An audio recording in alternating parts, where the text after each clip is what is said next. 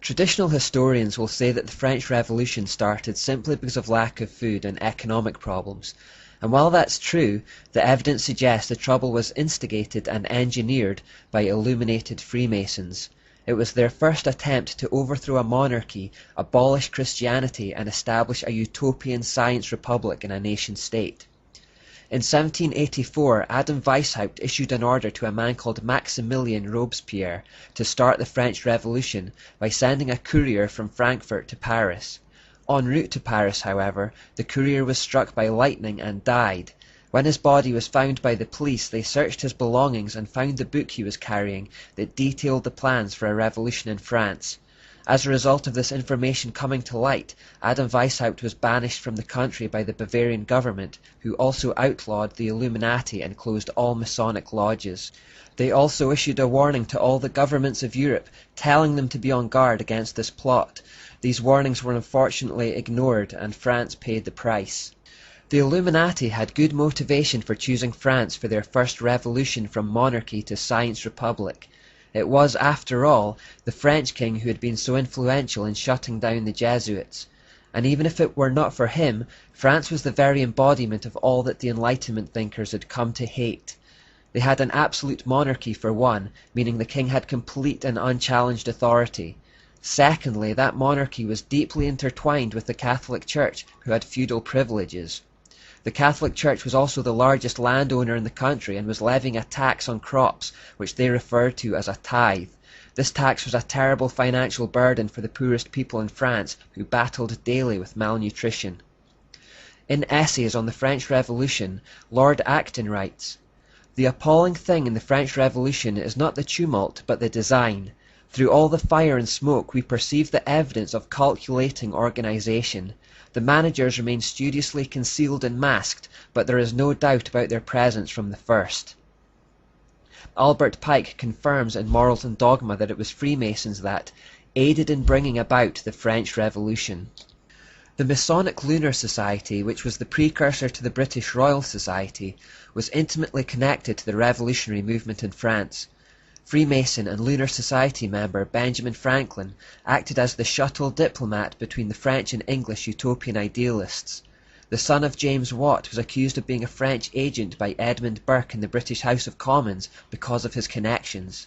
Joseph Priestley openly pledged his wholehearted support to the revolutionary French National Assembly.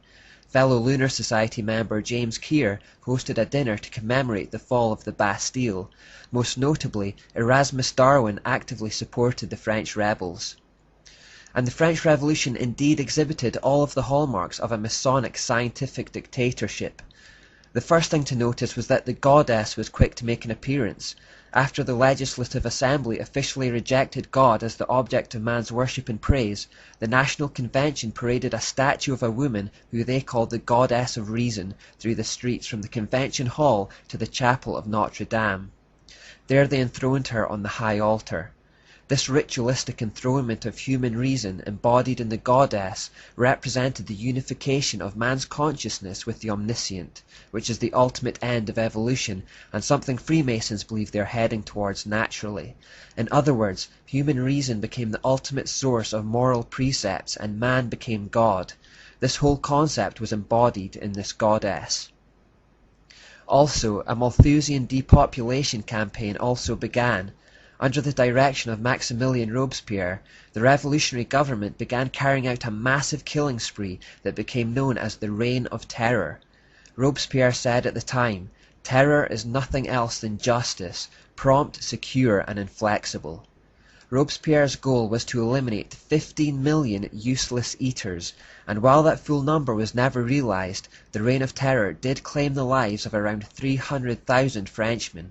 297,000 of which were members of the lower and middle working classes. The revolutionaries also used the Hegelian principle, setting the rich against the poor in order to create chaos. Out of this chaos, they would step in to offer the solutions. Robespierre at this time headed an effectively dictatorial committee that quickly established pieces of legislation that would authorize or legalize their killing spree. A bit like Muhammad calling down words from Allah that would suddenly allow him to rape captured women. For these so-called illuminated ones, the end justified the means, and the result of these policy changes was the violent repression of enemies, the forcing of farmers to surrender grain to the government, and the license to kill anyone on the merest hint of suspicion that they were opposed to the revolution. The Revolutionary Tribunal condemned between 16,000 and 40,000 people to the guillotine. Many more were simply beaten to death by street mobs. Having enthroned the goddess at Notre Dame as the figurehead of their movement, and now being in a position of power, they displayed Plan B tactics and became violent and intimidating towards their enemies. Of course, the revolution also called for the abolition of Christianity. It started with a war on Catholicism, but quickly extended to real Christianity, as people continued to see no distinction between the two. Clergy were deported and condemned to death, churches were closed and replaced with civic cults, religious monuments were destroyed, public and private worship was outlawed, as was religious education. Priests were told to renounce their vows. This led to the war in the Vendee, which many historians believe was the first modern genocide. A law passed on 21st of October 1793 meant all suspected priests and people who harboured them were liable to death on sight. The Babylonian goddess idol presided over all of this from her throne at Notre Dame. The French Revolution was the first time the world had seen an ideology that dared to challenge the old power structures, and it sent shockwaves around the world. As a result, the ideology of the French Revolution laid the foundations for subsequent ideologies such as socialism, communism, and fascism. Early communist leaders such as Karl Marx and Friedrich Engels frequently and extensively referred to the French Revolution, hoping to find important lessons for building and governing communities. At the core of all these communist regimes was the desire to completely suppress and eliminate worship of God, and many of the worst atrocities in human history resulted from such ideologies. Ideologies which we trace through the Enlightenment to Plato, then back into the Kabbalah version of the Mysteries, and finally back to their source in Satanic Babylon. Ronald Reagan was on the mark when he openly called the communist Soviet Union evil. The French Revolution, however, was very limited in its success, as it eventually descended into a bloodbath, and many of the conspirators were slaughtered by the very mobs they had created. You could say that the attempt to establish France as the prototype of the New World Order was largely aborted. Yet, the symbol of this aborted scientific dictatorship, the goddess, remained.